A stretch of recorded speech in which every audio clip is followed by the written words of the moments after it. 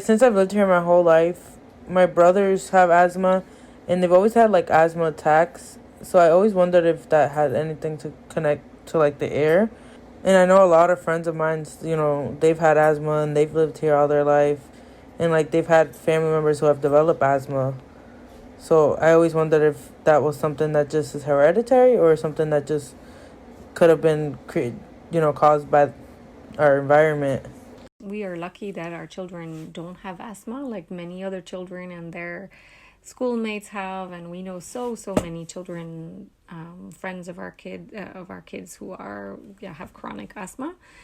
Who are just even this week I was talking to a friend of my eldest daughter who has been in the hospital almost once a month for the entire COVID time, because of asthma issues. And of course, complicated diagnosis. She always has to be retested every time she goes in. It's really terrible to bear witness to that. I have lived in East Boston since 2004. In 2014, I gave birth to my first daughter unexpectedly at 35 weeks gestation. Her lungs were not healthy, and she was diagnosed soon after birth with premature lung disorder. I got pregnant in 2015, then July 12th, 2016, at 35 weeks gestational age, I went into labor with my son.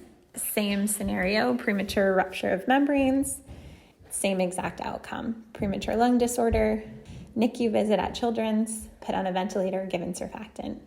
My son, he was in the NICU for 3 weeks and was on oxygen and CPAP until his lungs were developed. We saw a maternal fetal medicine specialist who, again, was shocked. She could not give us a reason other than environmental factors that would have caused two preterm births with such poor outcomes.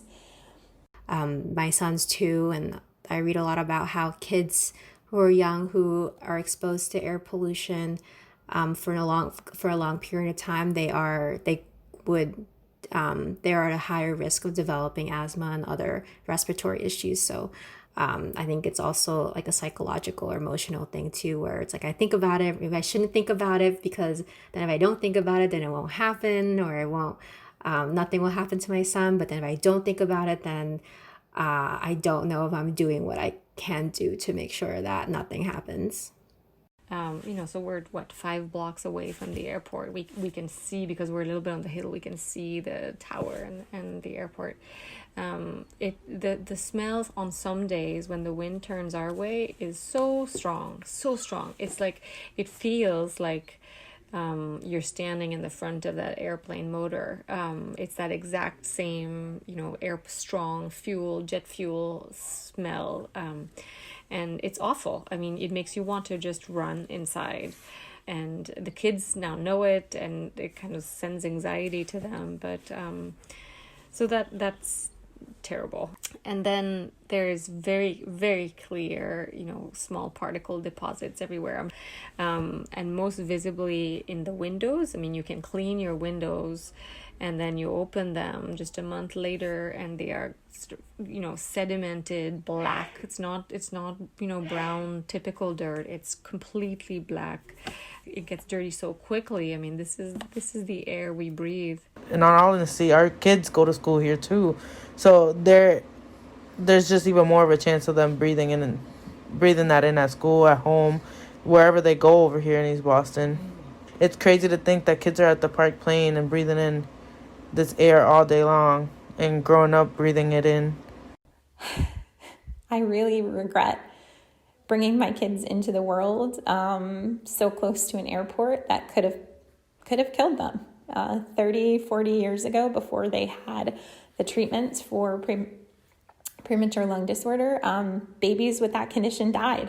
I think every day about how lucky we are to have the medical treatments that we do, but also how we really don't know what living so close to an airport is doing to our bodies.